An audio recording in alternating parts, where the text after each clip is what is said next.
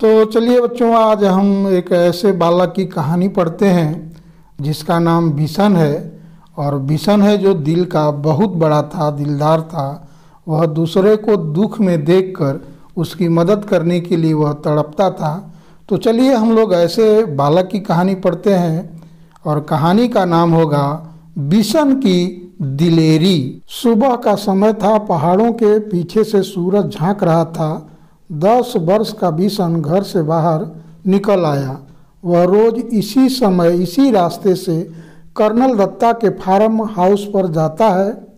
Colonel Dutta की पत्नी पढ़ाई में उसकी मदद करती हैं। फार्म से लगे सेवों के बाग में कीटनाशक दवा का छिड़काव हो रहा था और बहुत तड़के काम शुरू हो जाता था। बिशन पगडंडी से अभी सड़क तक आ ही रहा था कि उसे गोली चलने की आवाज़ सुनाई दी। इधर उधर देखा, कोई भी दिखाई नहीं दिया। वह कुछ दूर चला था कि उसे गोली चलने की आवाज़ सुनाई दी।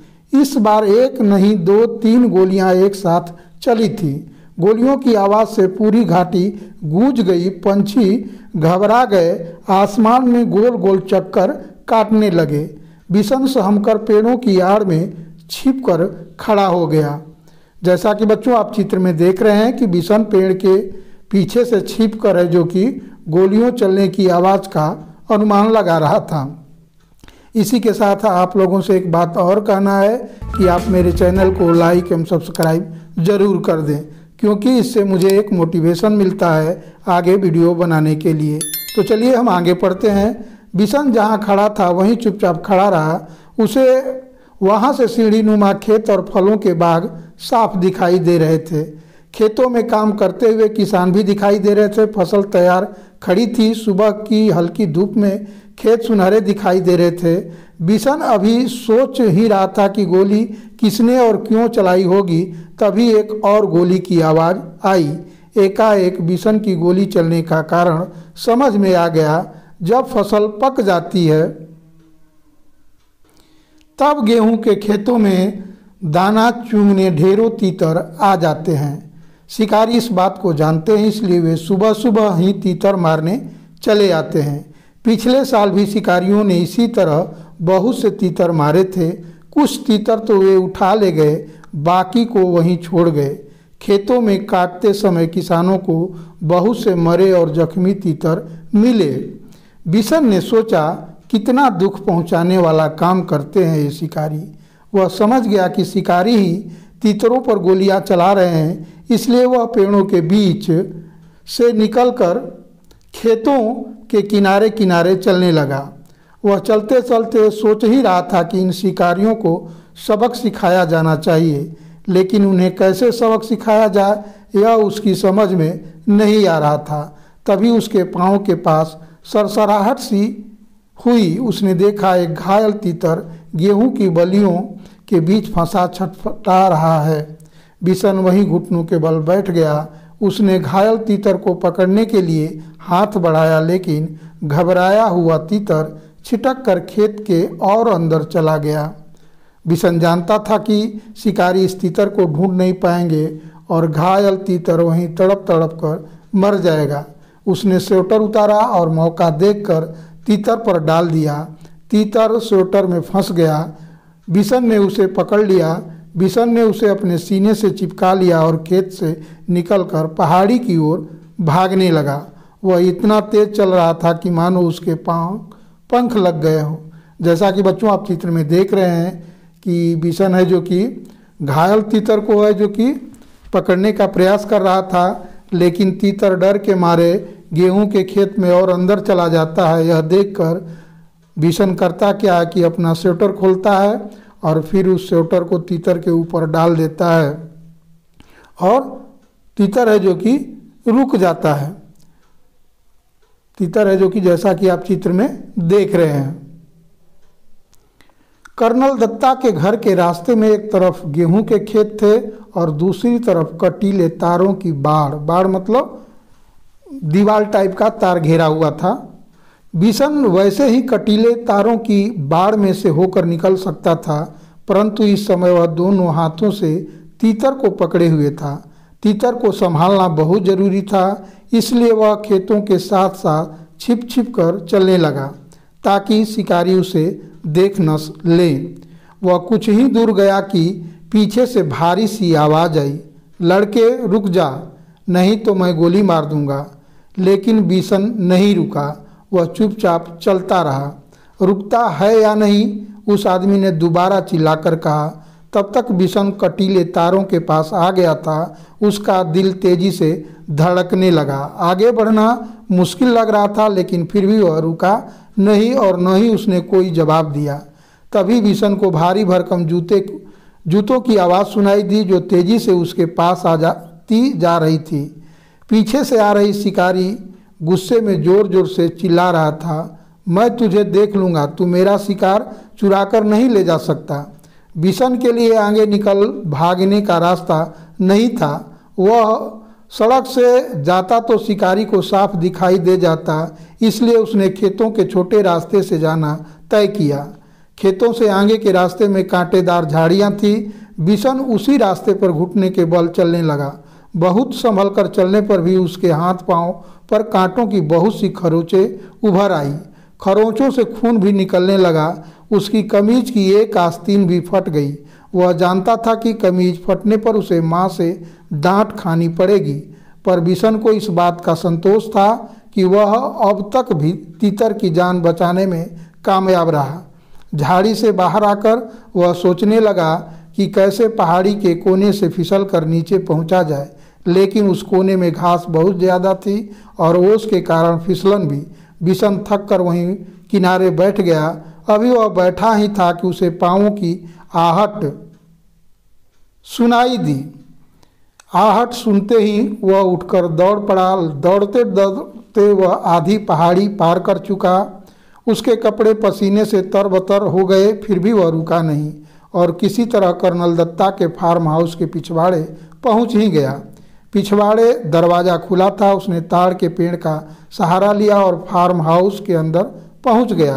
तीतर को वह बड़ी सावधानी के साथ अपने सीने से लगाए हुए था। तो बच्चों, यहाँ है जो कि तीतर को खेत से बचाकर बिशन है जो कि कर्नल दत्ता के फार्म हाउस पर पहुंच जाता है, किसी तरह बचते बचाते शिकारियों से। अब देखिए कि फार्म हाउस में क्या हो रहा है। तो चलिए हम आगे पढ़ते हैं। फार्म हाउस में खामोशी थी, बस रसोई घर से प्रेशर कुकर की सीटी की आवाज़ आ रही थी। मुर्गियां अभी अपने दौड़वे में थी और गुलाब चंद सामने का बरामदा साफ कर रहा था। अचानक कर्नल साहब का अल्सेशियन कुत्ता जोर जोर से भौंकने लगा। वह किसी अजनबी को देखकर ही इस तरह भौंकता है। बिशन समझ गया कि शिकारी इधर ही आ रहे हैं।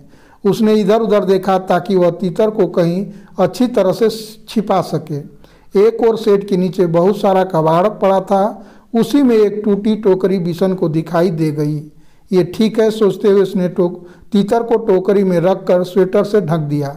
घायल तीतर घबराया हुआ था, इसलिए वह चुपचाप पड़ा रहा। तीतर को छुपाने के बाद बिशन ने सोचा कि अब वो बाहर चलकर देखना चाहिए कि वह शिकारियों के सामने भी नहीं पड़ना चाहता था, इसलिए उसने छत पर चढ़कर बैठना ठीक समझा। बिना सीढ़ी के छत पर चढ़ना उसके लिए बहुत आसान काम था। वह अक्सर इस शेड की ढलवा छत के सहारे ऊपर चढ़ जाता था। बिशन लकड़ी के खंभे पर बंदर की तरह छलांग लगाकर लटक गया और ऊपर की ओर खिसकते खिसकते छत पर जा पहुंचा।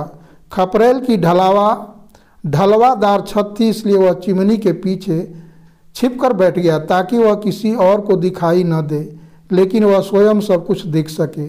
उसने देखा कि दो शिकारी इधर ही चले आ रहे हैं और उनको देखकर कर्नल साहब का अल्सेशियन कुत्ता जोर जोर से भौंक रहा है। कर्नल ने कुत्ते को डांटा, चुप रहो, पर वह न माना। पिछले दोनों पांवों पर खड़े हो वह उछल उछल कर भौंकने लगा। वे दोनों शिकारी करीब आ गए तो कर्नल ने रौबदार आवाज में पूछा, कौन हो तुम? यहाँ किस लिए आए हो? साहब, हम शिकारी हैं, हर साल यहाँ शिकार के लिए आते हैं। अच्छा, तो तुम्ही लोगों की गोलियों की आवाज़ें गूंज रही थी सुबह से? जी हाँ, हमारे पास लाइसेंसी वाली बंदूक है।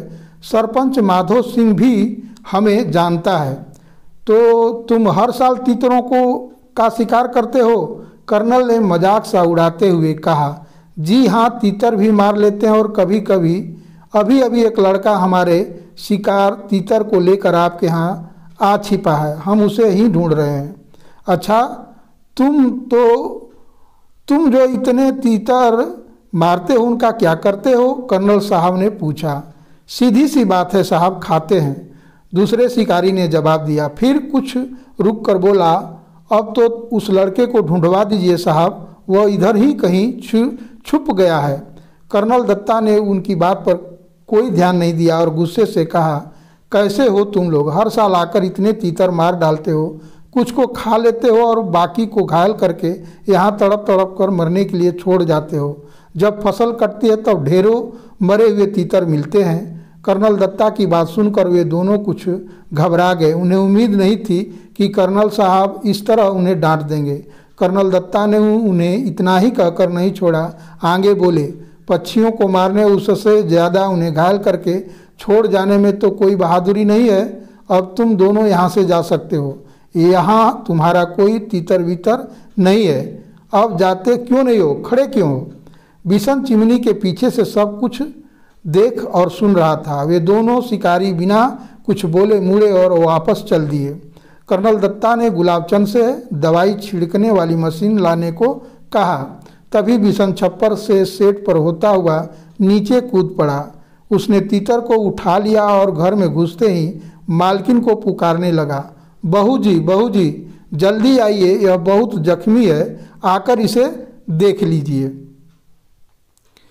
बिशन की आवाज़ सुनकर कर्नल दत्ता भी अंदर आ पहुँचे और बोले, अच्छा, तो तीतर चुराने वाला लड़का तू ही है? क्या करता बाबूजी, इसे बहुत चोट लगी, अगर मैं न लाता तो यह मर जाता। अब तू ही इसका क्या करेगा?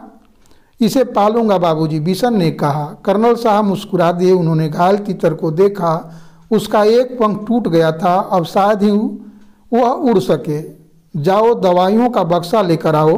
बिशन दौड़कर बक्सा ले आया। कर्नल दत्ता ने तीतर के पैरों का जख्म साफ किया और फिर दवाई लगा दी।